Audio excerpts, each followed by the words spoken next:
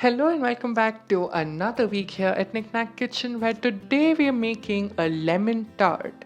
Now I've already made a lemon tart on this channel before, but that one is more like a lemon custard which has some cream. I'm going to link it in the description box below if you're interested. But today we're going to make it using a Pate Sucrée and a lemon curd. And I'm going to show you how to make both of these things, and without wasting any more time, let's just dive into this video and see how we make this.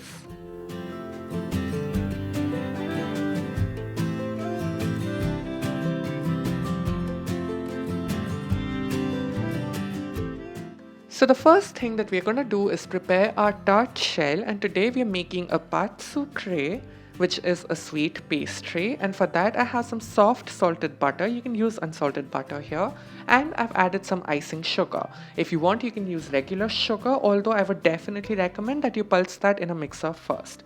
So once the butter and sugar have been creamed together for about a minute or two, we're going to go ahead and add one egg and then mix that until nicely incorporated as well. This takes about another minute or so. Once that has been incorporated, we're going to go ahead and add a little bit of vanilla extract. I was squeezing out every last life from that bottle, and once that's been added, we're going to mix that. And then finally, we're going to go ahead and add some plain flour. I'm using regular all-purpose flour here, and we're going to add this in two additions, although I added most of it in the first go itself. And then we're just going to use our mixer and mix that all nicely. You don't need to mix all of your flour because we are going to use a spatula eventually.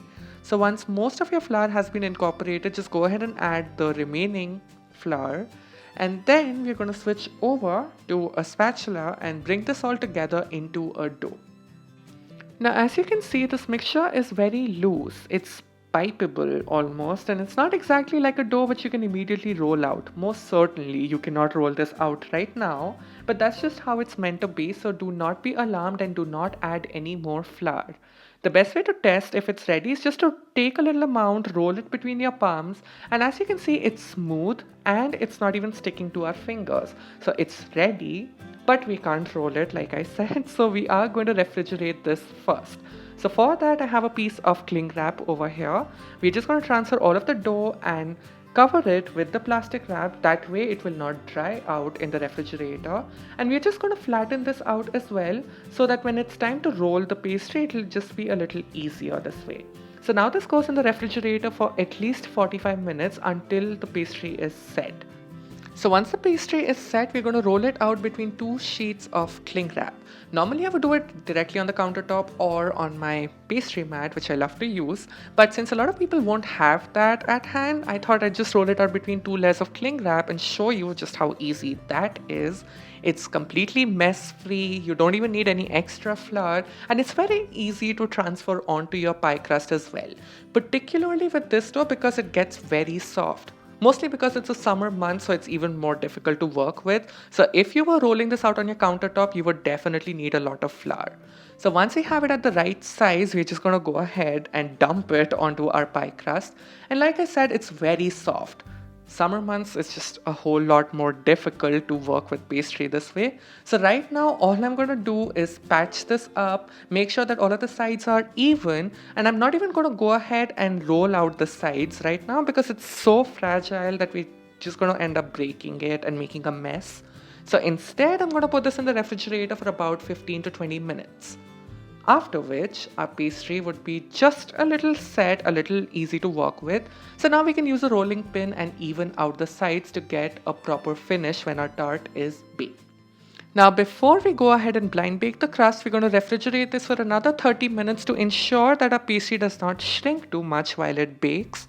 And now I'm just going to go ahead and prick the base with a fork, which will help ensure that the pastry does not puff up too much either. Now for an extra precaution, the added step, we're going to use some baking beans. I'm using chickpeas as always, and this just helps ensure that the pastry does not shrink, because keep in mind there's so much butter here, the pastry will shrink if you don't use your baking beans.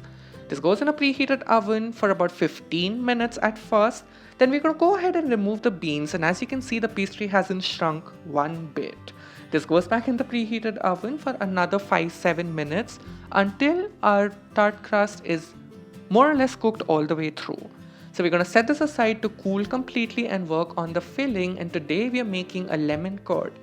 So to start with, I have a couple of eggs and a couple of yolks. The yolks will just give this added richness.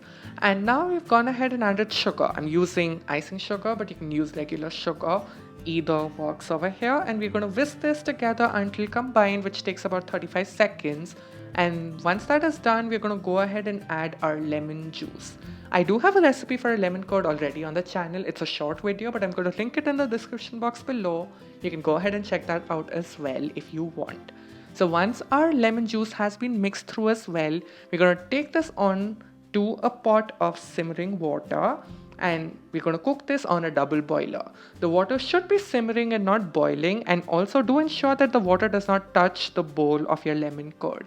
So this takes a long time. You have to be patient. You can't rush this. It takes a good 10 to 15 minutes as well. But once the curd starts to coat your spatula, as you can see over here, that's when you know that you're ready for the next step. It's not done yet. We still have one more ingredient to add. But as you can see, it's lightly coating the spatula. So we're going to go ahead and add some butter. Now I've chopped up the butter into smaller pieces, which will just be easier to whisk in. We've not added all of the butter at once. You're going to introduce it gradually. So I added half the butter first, and we're going to whisk this until all of the butter is dissolved. And then we're going to go ahead and add the remaining butter as well and whisk that through as well.